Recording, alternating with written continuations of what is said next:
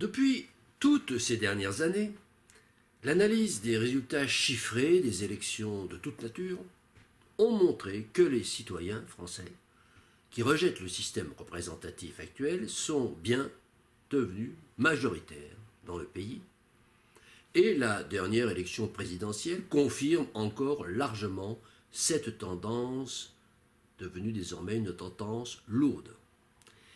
Concrètement, ce sont 22 737 000 citoyens sur les 54 814 000 en âge de voter qui ont refusé de jouer le jeu proposé par le système lors du deuxième tour de l'élection présidentielle, soit en ne s'étant pas fait inscrire sur les listes électorales, soit en ne s'étant pas déplacé dans un bureau de vote, soit en ayant déposé un bulletin blanc dans l'urne, soit en y ayant déposé un bulletin nul.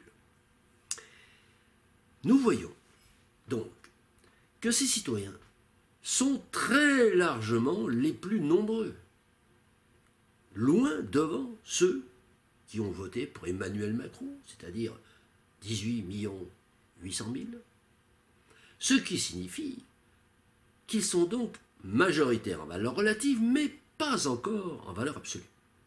C'est-à-dire que les abstentionnistes, ces abstentionnistes, ne représentent pas encore plus de la moitié des citoyens en âge de voter, c'est-à-dire qu'ils n'ont pas atteint le chiffre de 27 400 000.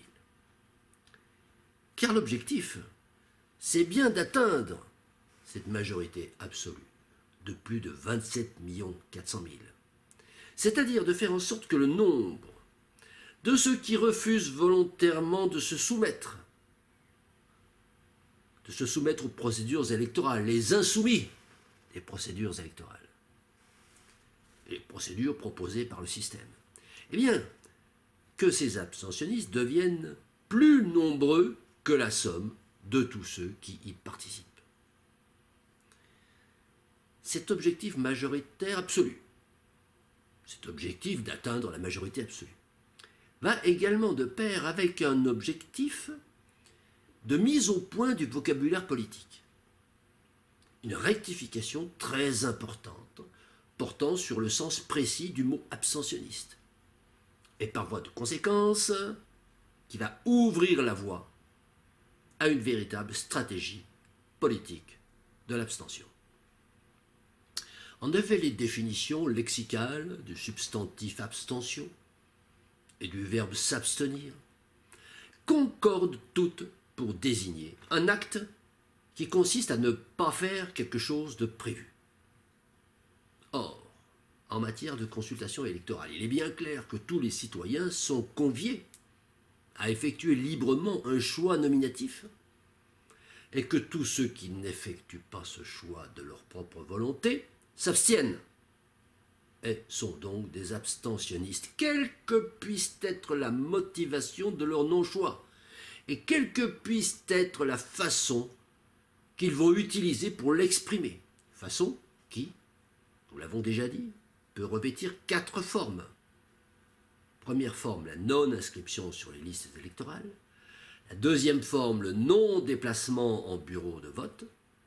La troisième forme, c'est le dépôt de bulletins blancs dans l'urne. Et la quatrième forme, c'est le dépôt d'un bulletin nul. Alors, quel est le fondement principal de cette stratégie politique de l'abstention que nous suggérons? Eh bien, ce fondement, c'est la montée en puissance du critère de légitimité face à celui de l'égalité. Le critère de légitimité face au critère de l'égalité. L'égalité au sens de ce qui est légal. Car il est bien évident que plus les élus seront mal élus, plus ils perdront en cette légitimité. Dans le concret, perdre de la légitimité, qu'est-ce que ça veut dire? Eh bien, c'est perdre de la crédibilité, tout simplement. Et c'est ainsi que nous voyons nettement poindre l'objectif principal du comportement abstentionniste, c'est faire en sorte que le discours des élus et de leurs mandataires, que ce discours perde petit à petit toute crédibilité. Alors on nous objectera naturellement que cela ne sert à rien, que les élus s'en fichent pas mal d'être mal élus, et qu'ils se retrancheront toujours derrière la légalité de leur nomination, et donc la légalité des mesures qu'ils décideront. C'est naturellement exact. Mais nous ne disons pas non plus que l'abstention massive va empêcher les élus de légiférer à leur guise. Nous ne disons pas non plus que l'abstention massive engendrera des effets immédiats. Nous disons seulement, et c'est ça le plus important, nous disons que l'abstention massive des citoyens face aux procédures oligocratiques qu'on leur impose, cette abstention massive constitue un premier pas préalable, nécessaire, incontournable, mais non suffisant. Non suffisant pour ouvrir la voie à une autre conception de la politique, une organisation nouvelle qui n'a encore jamais été expérimentée par le passé et qui s'appelle la démocratie directe. Alors, quelles sont les objections que nous rencontrons face à cette stratégie de l'abstention? La plupart des sympathisants de la démocratie directe partagent globalement ces idées que je viens d'exposer. Mais un certain nombre se sent néanmoins irrépressiblement attirés par les urnes, comme par un aimant, à chaque élection. Et à chaque fois pour des raisons circonstancielles plus ou moins sincères, mais qu'on va dénommer du terme générique la tentation du vote quand même, la tentation du vote quand même, et que nous pouvons classer en 3 catégories.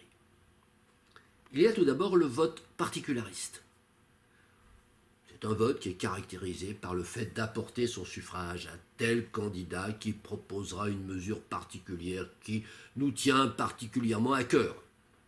Alors c'est un vote sincère, mais c'est un vote qui valide de fait le système. Il y a ensuite le vote dit utile. Le vote utile caractérisé par l'action de voter pour le candidat qu'on va considérer comme étant le moins pire du moment. Alors c'est un vote sincère, mais c'est un vote qui est fondé sur l'illusion qu'il existe une différence de fond significative entre le candidat A et son programme et le candidat B et son programme. Or, ce n'est qu'une illusion. Et le fait que le votant ne s'en rende pas compte le range objectivement dans ceux qui valident le système. Alors, je reviendrai dans une prochaine communication plus en détail sur cette illusion de croire que tel ou tel candidat va être différent de l'autre. Troisième type de vote quand même, le vote d'imposture. Ce vote, il est caractérisé par le fait de voter instinctivement pour une famille politicienne dont son imaginaire est imprégné, malgré qu'on déroule par ailleurs, qu'on puisse par ailleurs dérouler un discours de façade anti-système. Parce que finalement, c'est bien au pied de l'élection qu'on voit le militant. Eh bien, dans ces 3 cas, ces voix feront défaut au groupe abstentionniste qui est le seul à signifier qu'il refuse volontairement le choix qu'on lui propose, ou de faire le choix qu'on lui propose. C'est ainsi que nous lançons un appel. Je lance un appel à tous les vrais démocrates, parce qu'il importe désormais de conforter et d'améliorer encore cette réalité abstentionniste à chaque élection. Mais en distinguant bien 2 étapes stratégiques successives. La première étape a pour objectif de faire en sorte que les tenants du système oligocratique se rendent compte qu'ils sont devenus minoritaires. c'est faire en sorte de développer et de diffuser dans le grand public l'idée que les représentants élus sont légaux, mais qu'ils ne sont pas légitimes. Je reviendrai également un petit peu plus tard sur la distinction entre le concept de légalité et le concept de légitimité. Troisième partie de cette première étape, c'est saper en profondeur le socle de crédibilité des élus oligocratiques. Sur la base de deux idées forces, le projet croissanciste du système actuel, qui est porté par tous les candidats, quels qu'ils soient, ce projet croissanciste n'a pas d'avenir. Deuxième idée force, les citoyens ne veulent plus des procédures électorales qu'on leur impose. Cette première étape a pour objectif de rendre possible la deuxième étape qui est le véritable objectif final, et qu'on peut résumer de cette façon. Il s'agit de faire émerger progressivement des candidats porteurs d'un projet de transformation institutionnelle en démocratie directe, projet qui est le seul capable de gérer la décroissance inéluctable du système économique de la société industrielle. Je vous remercie et je vous donne rendez-vous à bientôt.